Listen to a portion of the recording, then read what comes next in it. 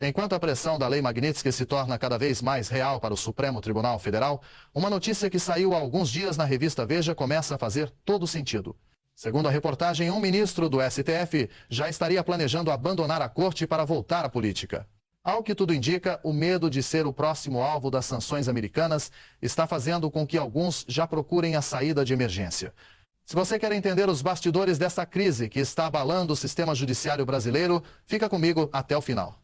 E antes de continuar, deixe o seu like e se inscreve no canal. Seu apoio faz toda a diferença para mantermos esse conteúdo independente chegando até você. A gente precisa ir direto ao que interessa, porque essa notícia sobre a possível saída de um ministro do Supremo é um dos sinais mais claros e mais fortes de que a pressão que vem de fora está sim surtindo efeito.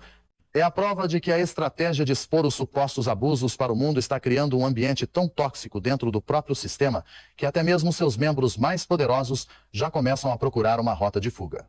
A reportagem da revista Veja, que ouviu pessoas do entorno do ministro, diz que já existe um cenário sendo previsto em que ele abandonaria a cadeira no STF para voltar à política.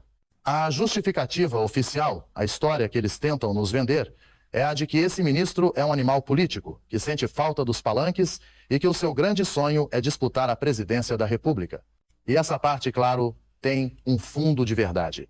A gente sabe que a ambição política de alguns membros do Judiciário é gigantesca. Mas a pergunta que a gente precisa fazer é: por que agora? Porque um homem que acabou de chegar ao que muitos consideram o ápice da carreira jurídica, uma cadeira vitalícia no Supremo com um poder imenso, já estaria planejando pular fora do barco? A cadeira do STF, que por décadas foi vista como prêmio máximo, porto seguro da República, de repente virou um lugar do qual as pessoas querem fugir? Para mim, a resposta para essa pergunta tem um nome: Lei Magnitsky. O que a gente precisa entender é que a sanção aplicada recentemente a um ministro do Supremo não foi um ato isolado, foi um recado para todo o sistema. E o recado foi em bom português: a brincadeira acabou.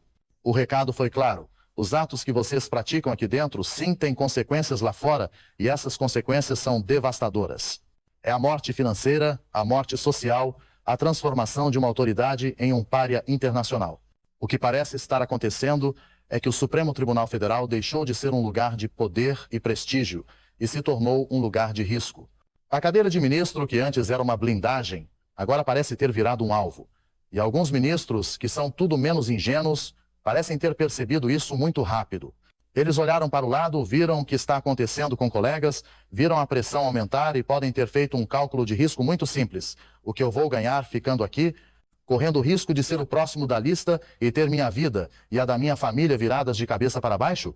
A cadeira no STF, que parecia ser o prêmio, virou uma batata quente, e há todos os motivos para preocupação. Alguns ministros não são atores secundários nessa crise. Houve participação central em momentos controversos da história recente do país. Decisões polêmicas foram tomadas como tentativas de interferir em ações de bancos internacionais e barrar instrumentos legislativos constitucionais. É claro que existem outros fatores que podem estar pesando nessas possíveis decisões de saída. A gente sabe que no Executivo Estadual, por exemplo, há um poder muito mais direto sobre orçamento e máquina pública. O dinheiro que circula no Executivo é muito maior e muito mais fácil de ser controlado do que no Judiciário. Talvez alguns sintam falta desse poder, dessa influência direta.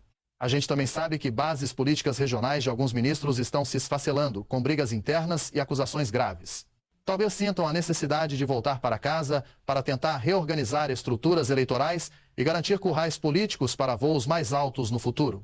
Mas para mim, nenhum desses fatores sozinhos justificaria uma decisão tão drástica como a de abandonar uma cadeira no Supremo. A peça que faltava nesse quebra-cabeça, a variável que mudou completamente o cálculo de risco, foi a pressão internacional. O STF, que antes era o lugar mais seguro do Brasil para um político, se tornou de repente o mais perigoso. O que essa história nos mostra é o tamanho do estrago que o ativismo judicial excessivo pode ter causado à própria imagem do judiciário. Eles foram tão longe, esticaram tanto a corda, que a corda arrebentou. E agora a instituição que deveria ser o pilar de estabilidade do país se tornou o epicentro de uma crise. E essas possíveis saídas são a maior prova disso. É a confissão vinda de dentro de que o navio está fazendo água. É o sinal de que a pressão, a nossa pressão, a pressão das ruas, a pressão da mídia independente e a pressão que vem de fora está sim funcionando. Eles podem tentar disfarçar, podem tentar criar narrativas, vão dizer que é um projeto político visionário, que estão pensando no futuro do Brasil, mas a gente sabe o que parece estar por trás. É o medo. O medo de que a caneta que hoje lhes dá tanto poder, amanhã seja a mesma caneta que vai assinar a sua própria sentença de morte financeira e política. Essas possíveis saídas não são sinais de força. São os primeiros grandes sintomas da doença que tomou conta do sistema. E a gente vai continuar aqui de olho para ver quem será o próximo a procurar a saída de emergência. Essa história toda é um verdadeiro jogo de xadrez e parece que alguns jogadores já estão percebendo que estão do lado perdedor. E agora eu quero saber a sua opinião. Você também acredita que o medo das sanções internacionais é um verdadeiro motivo para essas possíveis saídas do STF? Você acha que outros ministros podem seguir o mesmo caminho? Deixe seu comentário aqui embaixo. Vamos conversar sobre essa implosão do sistema? Se essa análise te ajudou a entender os bastidores dessa crise institucional, deixe o seu like e compartilhe este vídeo. O Brasil inteiro precisa saber que a pressão está funcionando. E se você ainda não faz parte deste canal, agora é a hora. Inscreva-se e ative o sininho, porque a gente não vai parar de acompanhar cada peça que cai nesse tabuleiro político. Aqui você encontra análise independente, sem rodeios e sem medo de falar a verdade. Um grande abraço, fiquem com Deus e até o próximo vídeo.